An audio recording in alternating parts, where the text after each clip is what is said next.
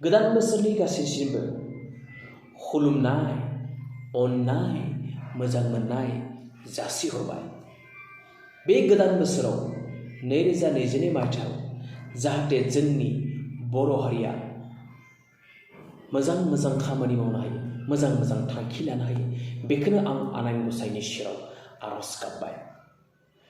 बिटिआरनि गोदान सरकारा 2021 मायथाइयाव जोबोर मोजां मोजां खामानि मावदोंमोन रायजोफोरनि थाखाय आरो नैबे 2022 मायथाइयाव बेनिख्रुइबो बांसिन मोजां मोजां खामानि मावगोन होननानै आं आसा खालामबाय आरो मावथारगोन।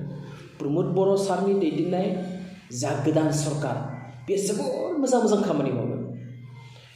बिथाङा जेब्लाबो रायजो राजानि थाखाय सानो, रायजो राजानि थाखाय खामानि मावो, रायजो राजानि गेजेराव थानानै सानफ्रोमबो मोजां मोजां खामानिफोरखौ मावो। बिथाङा सान हर खामानि मावो। सोरनि थाखाय? रायजो राजानि थाखाय मोजां खामानि मावो। सोरनि थाखाय? रायजो राजाफोरनि थाखाय।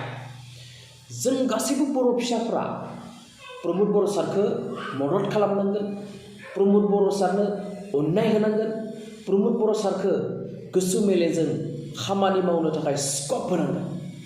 जों अधर्ज जाबाय जानाय नङा। खिन्थु आं रायजो राजाफोरखौ मोनसे बाथ्रा खावलायो, अधर्ज जेब्लाबो जानो नाङा।